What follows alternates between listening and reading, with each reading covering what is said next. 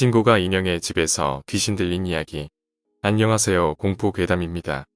오늘은 아이들이 심령장소에서 무서운 경험을 했던 이야기를 해보겠습니다. 그럼 이야기 시작하겠습니다.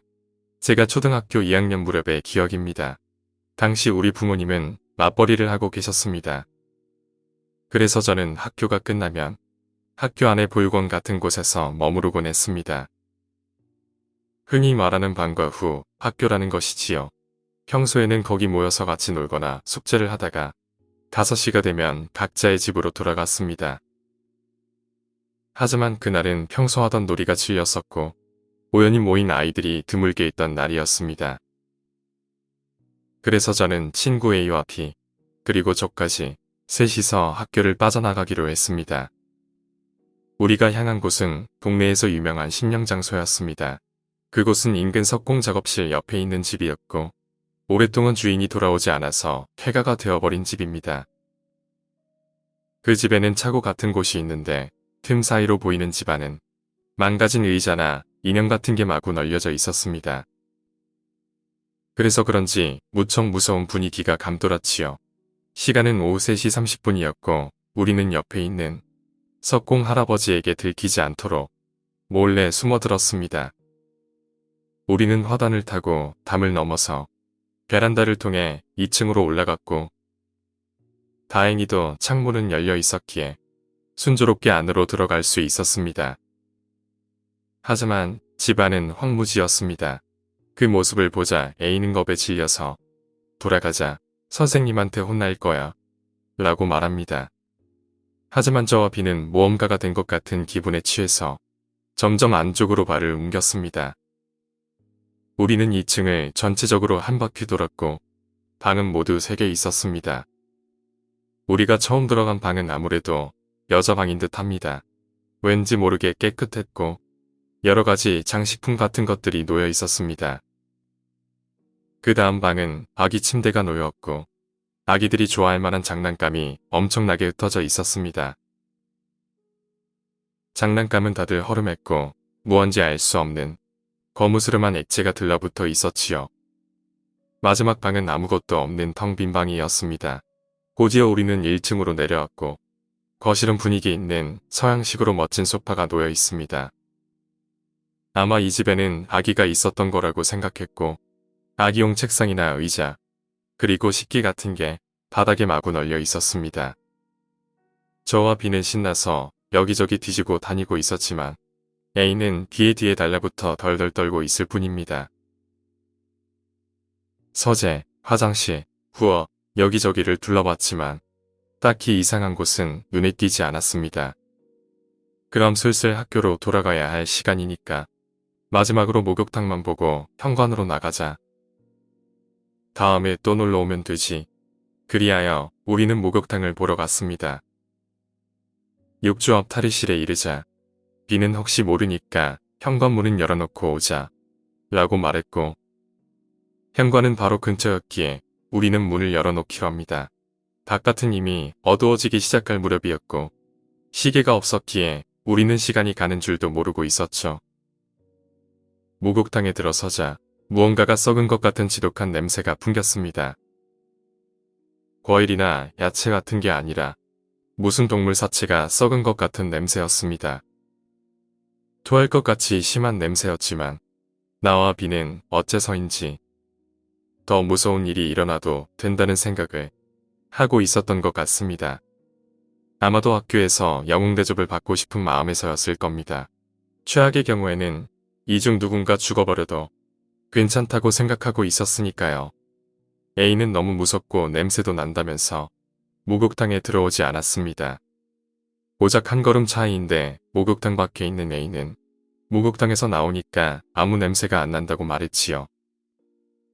욕조에는 뚜껑이 덮여 있었고 원래는 흰색 플라스틱 뚜껑이었을 테지만 이미 검은색으로 변색되었다고 할까요. 2층에서 봤던 검은 액체 같은 게 묻어 있었습니다. 나는 B와 힘을 합쳐 뚜껑을 열어보려고 애를 썼지만 너무도 무거워서 뚜껑이 들리지 않았습니다.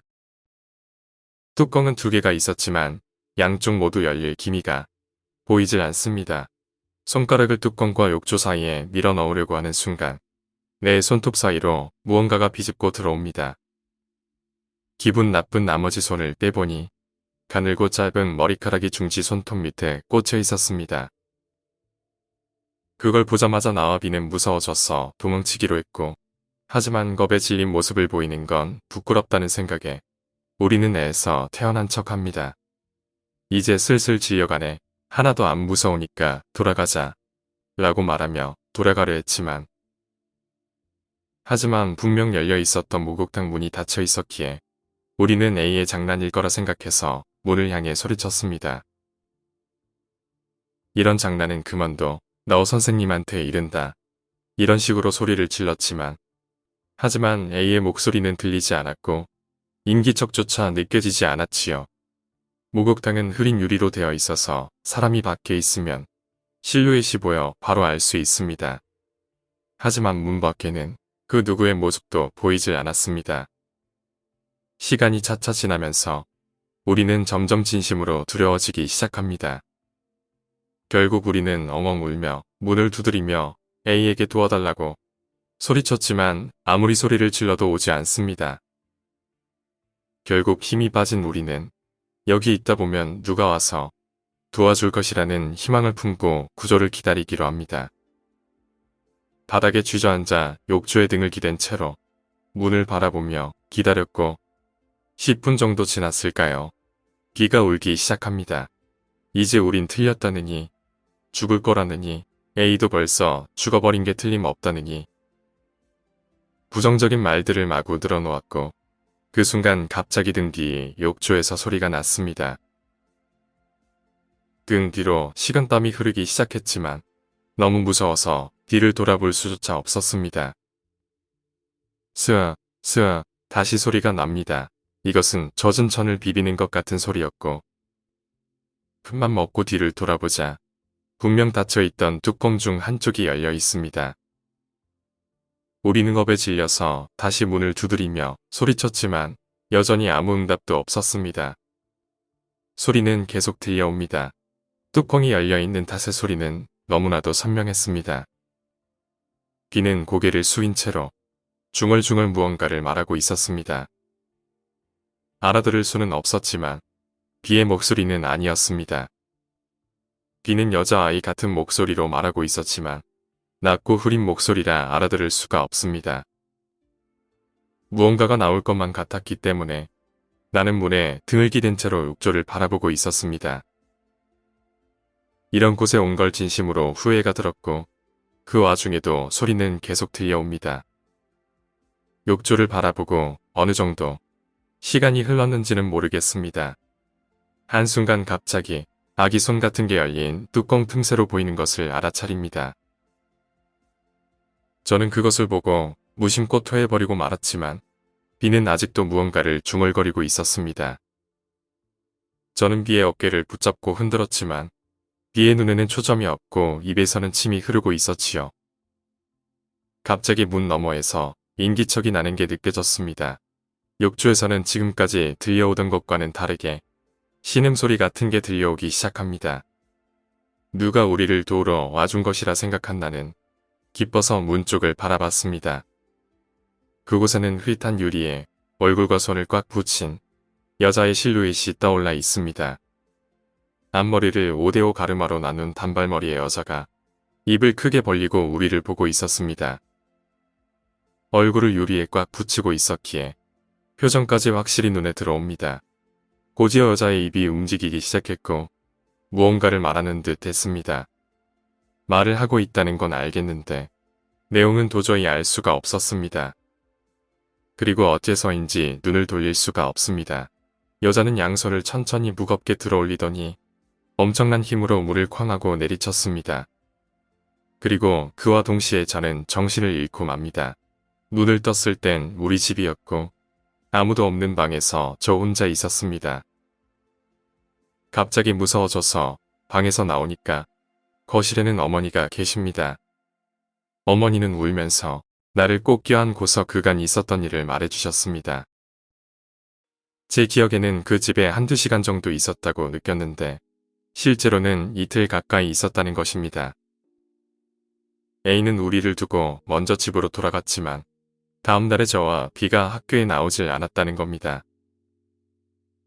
그날은 무서워서 선생님에게 말도 못 꺼냈지만 집에 돌아간 후 A는 자기 부모님에게 우리 이야기를 했다고 합니다. 그리고 경찰이 출동했을 무렵엔 저는 목욕탕 안에서 기절한 채였다고 합니다. 어머니의 말에 따르면 내 왼쪽 장단지에는 무척 작은 이빨 자국이 남아 있었다고 하네요. 저는 어머니에게 울면서 B는 어떻게 되었는지 물었고, 그러자 어머니는 B는 지금 병원에 있다며 만나고 싶냐고 물었고, 나는 만나고 싶다고 대답했습니다. 그럼 내일 만나러 가자. 하지만 피곤을 봐도 울면 안 돼. 알았지? 약속하는 거다.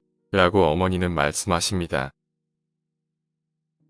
다음 날 어머니와 약속한 저는 병원에서 B를 만났지만 B는 목욕탕에서의 그 모습으로 침대에 앉아서 이상한 말을 중얼거리고 있을 뿐입니다.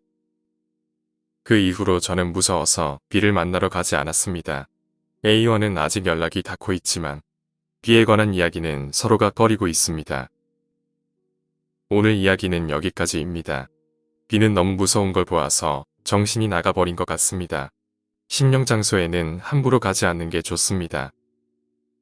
기가 약한 사람들이 가끔 귀신에 들려서 평생 동안 병원 신세를 지기도 한다고 하네요.